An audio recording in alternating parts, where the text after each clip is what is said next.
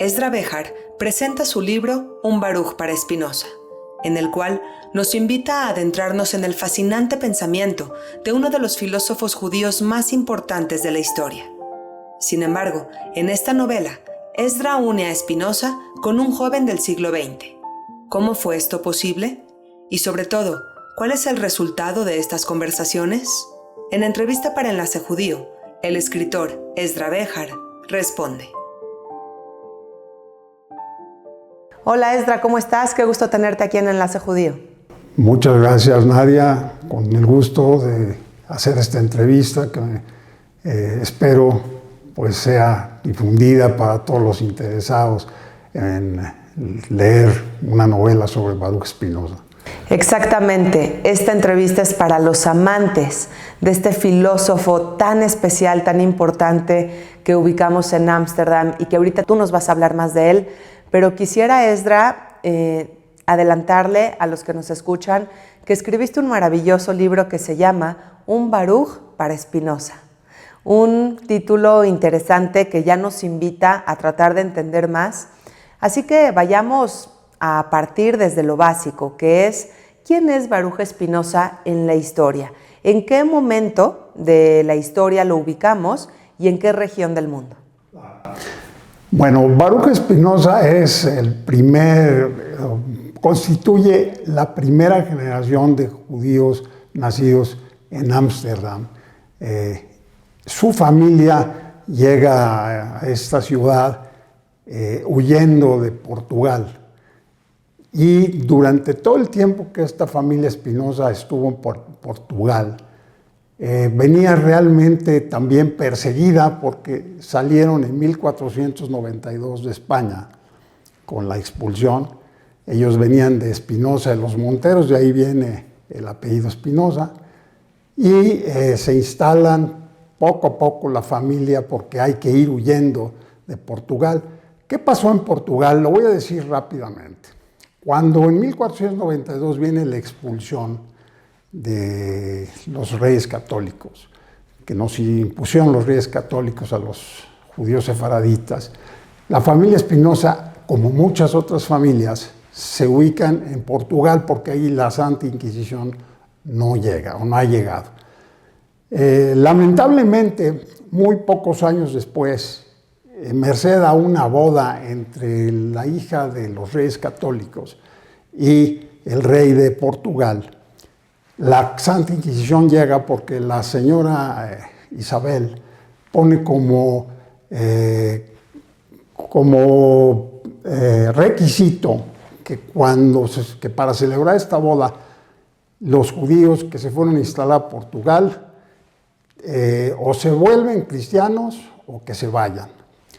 Pero el rey de Portugal, que era muy negociante, porque además los judíos ya se habían convertido un poco en un negocio, porque los judíos de Italia los ayudaban y para poder quedarse ahí tenían que pagarse multas y tenían que pagarse cuotas, pues no los deja salir, sino que les dice pues, que se tienen que convertir a fuerza al cristianismo. Obviamente esto pues es una falsedad y lo que pasa es que estos judíos que se fueron a refugiar a Portugal se vuelven criptojudíos, es decir, llevan el judaísmo mientras pueden en secreto y aparentan ser cristianos. Sin embargo, lo que va pasando con el tiempo, desde 1492 hasta 1600, que es cuando se empiezan a ir los judíos hacia otros lugares, especialmente Ámsterdam, que era una ciudad más tolerante,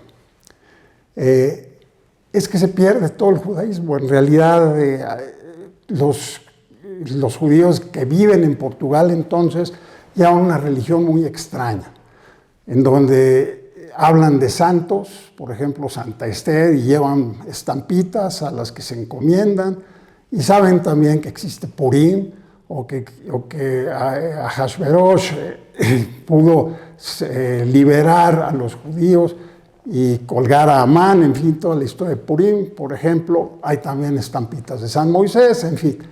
Lo que quiero decir es que finalmente el marranismo que lleva en la espalda el judío que llega de Portugal a Ámsterdam es muy poderoso y que cuando se llega a Ámsterdam el judaísmo prácticamente no existe.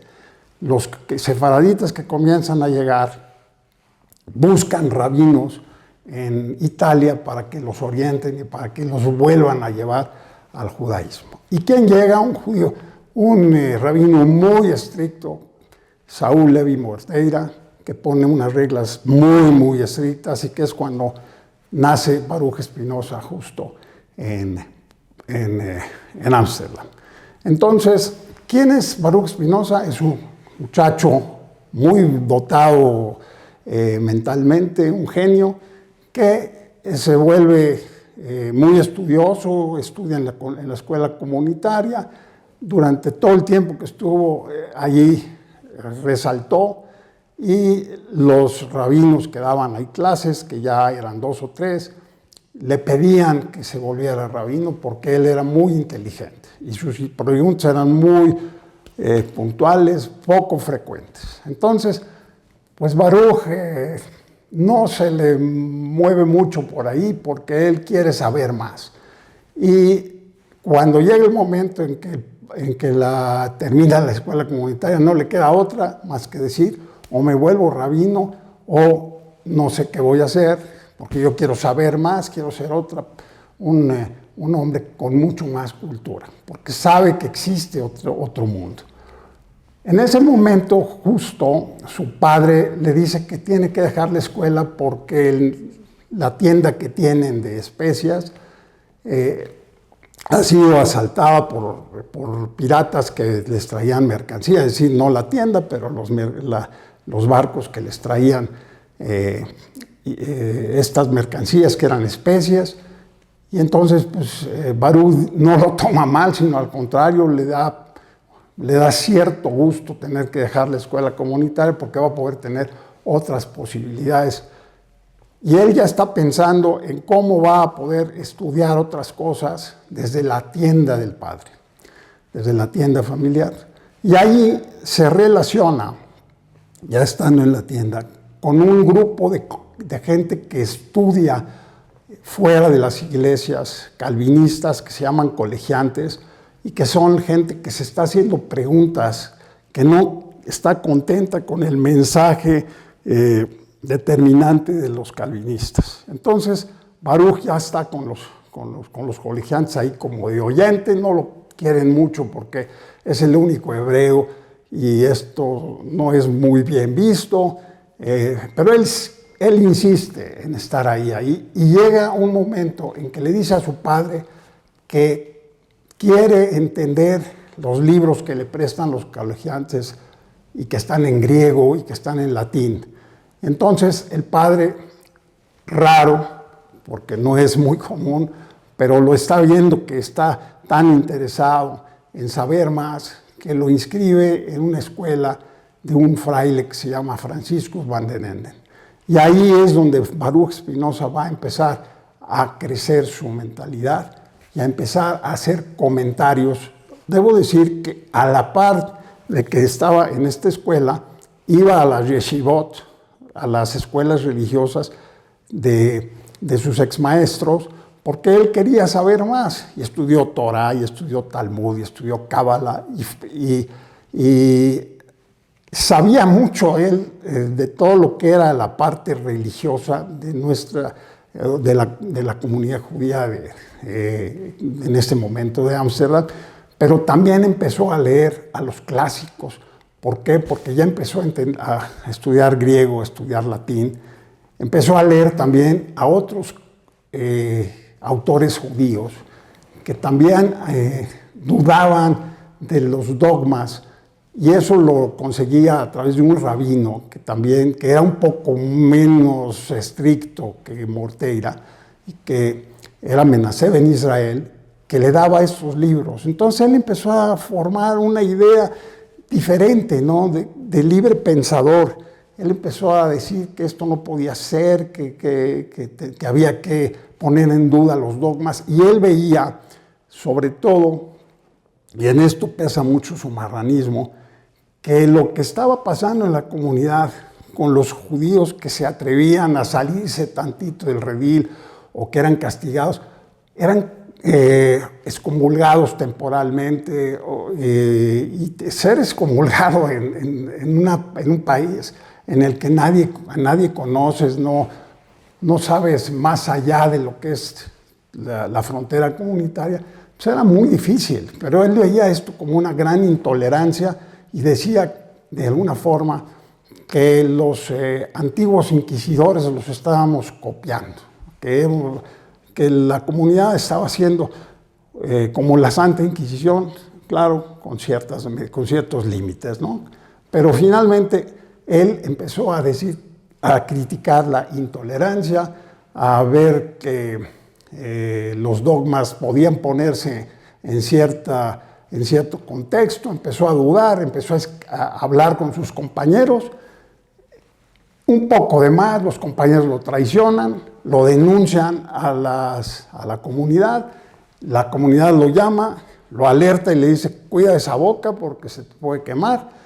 Y él dice, yo no me voy a callar, pero, ojo, nunca escribió nada, ni dijo nada fuera de lo que es lo permitido por la comunidad mientras su padre vivió. ¿Por qué? Porque respetaba mucho a su padre. Respetaba el mandamiento de la Torá y nunca se salió del redil. Además de que él se sentía perfectamente bien en la comunidad, pero pues, él pensaba diferente. Empezó a pensar diferente, empezó a hablar con los compañeros, lo llaman a cuentas, él no se calla, sigue, y llega el momento en que lo excomulgan. Pero lo excomulgan de una manera muy cruel. ¿Por qué? Porque nunca había habido una excomunión tan, podría yo decir, feroz. Había habido muchas excomuniones, de hecho, en el momento en que él estaba siendo excomulgado, también estaba siendo excomulgado Juan de Prado, que era otro individuo que venía de Portugal, que era un hombre muy culto, que hablaban entre ellos, intercambiaban ideas, pero Juan de Prado recula y se arrepiente, porque generalmente la gente que era excomulgada se arrepentía, pedía perdón para regresar a la comunidad, porque quedarse solo, como vuelvo a decir, era complicadísimo, era como llegar a Marte con los marcianos, no era fácil, pero él, Baruch, soporta la excomunión, no está presente en su excomunión, y a partir de ahí él comienza su vida fuera de la comunidad y comienza su vida como intelectual, como filósofo, comienza a crear, comienza a ser destacado, la gente, la intelectualidad comienza a huir de él, aunque todavía no escribe. Lo único que escribió en vida con su nombre fue un tratado sobre un filósofo que lo influyó determinantemente, que fue René Descartes. Descartes era un hombre que era panteísta, es decir, decía que Dios y la naturaleza era lo mismo, y esto lo tomó Spinoza, pero lo desarrolló muchísimo más. Llegó un momento en que superó las ideas de Descartes, y él siempre fue un hombre solo, un hombre que se dedicaba a estudiar. Los colegiantes le pagaban o le suministraban el sustento para que él se dedicara a escribir y a estudiar. Y él lo hacía, se encerraba por horas, aprendió a pulir lentes para mantenerse, porque él no permitía que se le diera más allá de lo necesario para vivir. Y a lo largo de su vida, él escribe 11 obras, de las cuales una sale con un nombre anónimo, o mejor dicho, sin nombre, que es el Tratado Teológico Político, que causa un ruido tremendo en toda la sociedad holandesa. Él lo escribe en latín para que nada más lo entienda la gente culta, y todo el mundo sabe quién lo escribió, porque era sabido, pero no con su nombre, para que no lo castigaran, porque las autoridades finalmente holandesas, pues eran tolerantes, pero no tan tolerantes, hasta que llegó un gran pensionario que pensaba como él, era liberal, era demócrata. Entonces, este fue Baruch Spinoza. Baruch Spinoza muere muy joven, a los 43 años. Se dice que de tuberculosis, porque era algo muy común morir de tuberculosis entonces, pero es posible que haya muerto más bien de silicosis, por los cristales que aspiraba mientras pulía estos lentes. Baruch Spinoza fue un filósofo que hizo un cuerpo, pues ahora sí que repitiéndolo, filosófico, lo suficientemente vigoroso, lo suficientemente fuerte, que hoy en día la gente regresa a él, porque hoy en día, si nos damos cuenta, estamos llenos de fake news, estamos llenos de todo lo que es irracional. Se persigue a la gente, ahora no los quemas en las hogueras, los queman en las redes sociales. Se persigue a periodistas, tenemos gente que habla de la posverdad, o sea, que lejos de hablar, de decirnos o de acercarnos a la verdad, nos acercamos a mentiras que son dichas y que se vuelven de alguna manera verdad. Bueno, sabemos lo que pasa en este momento. Entonces, constantemente hay gente que regresa a Spinoza, y hace poco salió una revista, Letras Libres, donde estaba en la portada Spinoza y decía: Spinoza, nuestro contemporáneo. Mucha literatura ha habido últimamente alrededor de Spinoza. Yo, cuando empecé el libro, hace 8 años, no había tanto ruido, y de repente como que se conjuntaron los astros y empezó a hablarse mucho de Spinoza. A mí Spinoza siempre me atrajo, porque como un muchacho de 23 años es expulsado de la comunidad, se atreve a crear todo un cuerpo filosófico del tamaño que se creó en sus libros, el más importante, La Ética, en donde él no solo explora las emociones humanas, sino también propone fórmulas para poder cambiar las emociones negativas a positivas. Hace un estudio en donde trata de hacer que la filosofía se parezca a la geometría euclidiana, y consigue unos grandes acercamientos que luego van a ser retomados, porque, ojo, Spinoza se adelantó 150 años a la Ilustración. Los enciclopedistas franceses estaban repitiendo lo que decía Spinoza en 1640 y tantos, y ellos en 1789, después de la Revolución Francesa, comienza toda la era esta de la Ilustración. Entonces, hoy día muchos neurobiólogos toman las ideas de Spinoza para juntar lo que es la unidad del cuerpo, que no existe una diferencia entre cuerpo y alma, sino que todo está junto. Spinoza fue un hombre muy con religiosidad. Era un hombre que nunca dejó a Dios, y Dios nunca lo dejó a él. Obviamente su Dios era la naturaleza. Deus sive natura, sive substancia. Spinoza es una figura muy polémica, que nunca dejará de serlo, porque la esencia de Spinoza no es comprendida a cabalidad por los duros. Pero el hombre merece todo nuestro reconocimiento, y además es muy difícil dar una conclusión de que si Spinoza es o no un hombre judío. Definitivamente para mí sí lo es, y se murió con la amargura de haber sido expulsado de la comunidad. Triste. Un hombre sin duda adelantado a su tiempo. Hoy en día habemos, y me considero entre ellos, amantes de Spinoza, y por eso tu libro viene como anillo al dedo, Esdra, porque quisiera que nos hables sobre otro Baruch, que no es Baruch Spinoza, sino el Baruch que encontramos en tu novela. Platícanos un poco de qué trata este texto.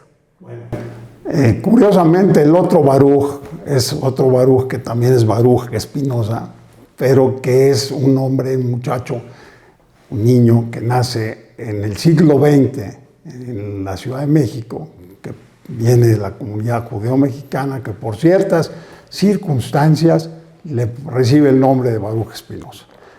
Ese niño que siempre va a ser movido por ese nombre, porque desde niño dice, oye, ¿por qué te llamas así? ¿O por qué te pusieron así?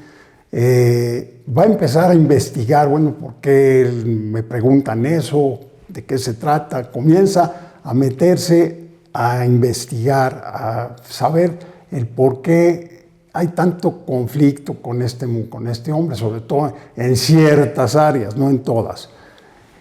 Entonces él hace una especie de cruce intelectual, emocional con esta figura, y cuando comienza a investigar más y a leer más, porque también es un muchacho muy inteligente, se comienza a dar cuenta de la injusticia que se cometió, y en un sueño le promete a Baruch Spinoza, el filósofo, que lo va a redimir.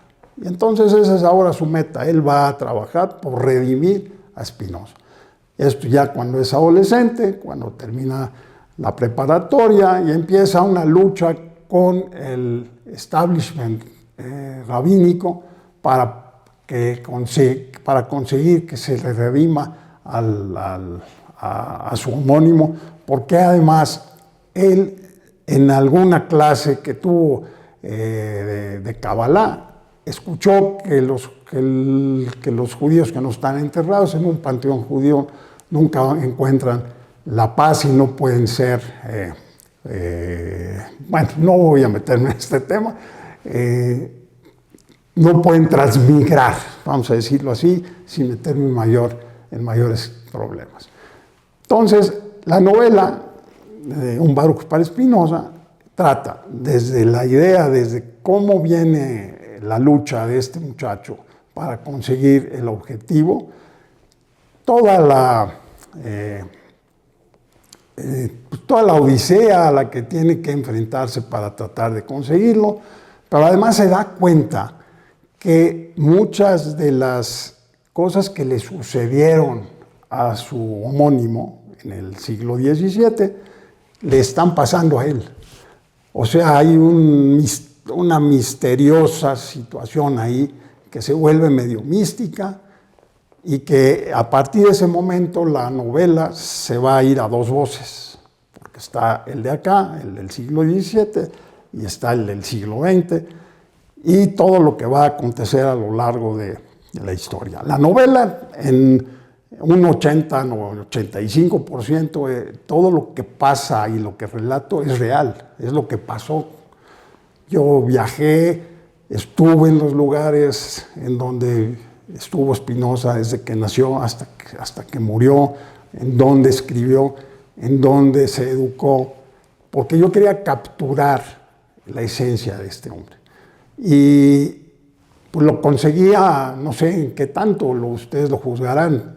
Obviamente hay ficción en la obra, y si quieren ustedes saber si en la novela logra el Baruch mexicano redimir al Baruch filósofo, pues la tienen que leer, no se los voy a decir.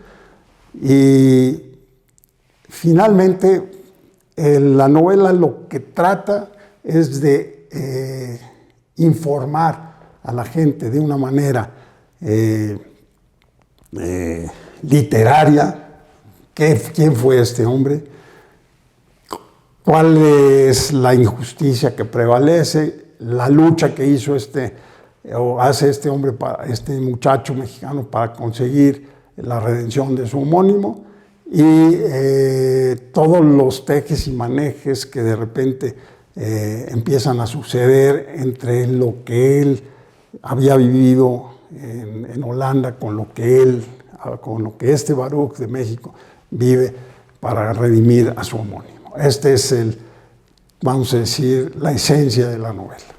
Pues una novela, Esdra, que sin duda vale la pena leer. ¿En dónde podemos encontrarlo? Pues está en librerías, la editorial es Colofón, un Baruch para Spinoza también se puede conseguir en internet, en Amazon, en las diferentes plataformas, aunque pues a mí me gusta siempre, leer más en papel, me da más sensación de literatura.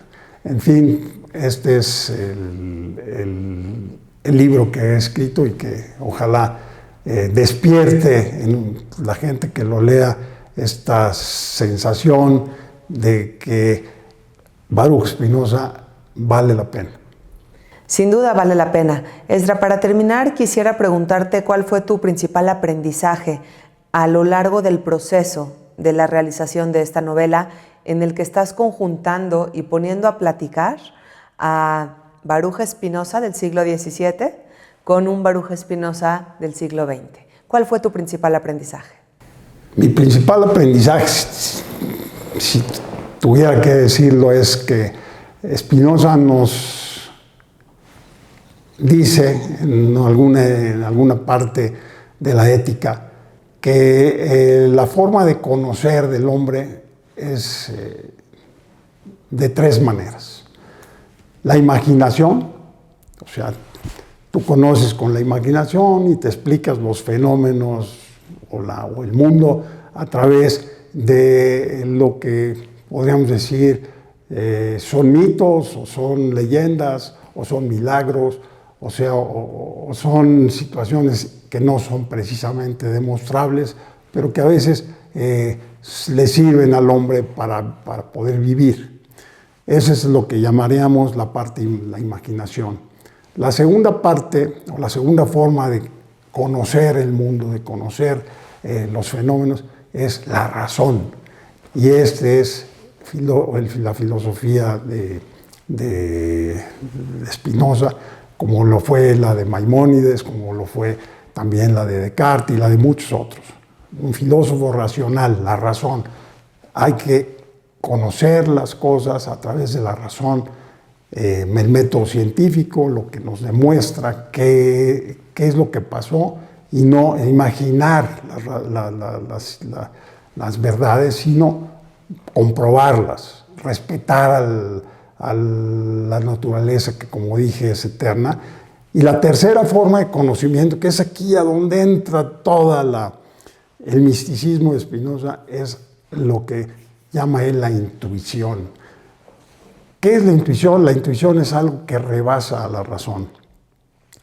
Cuando un hombre logra intuir la verdad, entonces se acerca a la beatitud. Fíjense, a Spinoza hablando de beatitud. La beatitud, ¿por qué? Porque cuando tú consigues descifrar algún fenómeno a través, ya no de la razón porque la rebasa, de la imaginación menos, pero logras ser intuitivo para acercarte a la verdad, te vuelves más libre. Y eso me ha acompañado desde que lo leí. Cada vez que me enfrento a algún tema y digo, a ver, esto no lo pueden entender con la razón, y trato de intuir, en ese momento siento como que algo me toca adentro, que bueno, eso de la beatitud está difícil de medir o de entender, pero que te mueve. Y eso sí me lo dejó el acercarme tanto o un poco más al Spinoza de una leída superficial. Muchísimas gracias, Esdra. Gracias por rescatar a este personaje de la historia que es Baruch Spinoza y que vale la pena aprender y leer sobre él una y otra vez. Gracias también por este tiempo para la entrevista. Muchísimas gracias, Nadia. Muchísimas gracias a Enlace Judío. Y ya me hicieron el honor de estar en la presentación, ahora que fue hace ya un año, y ahora el honor de que me hayas entrevistado. Pues todo mi cariño. Gracias. Gracias. Igualmente, hasta la próxima, Esdra.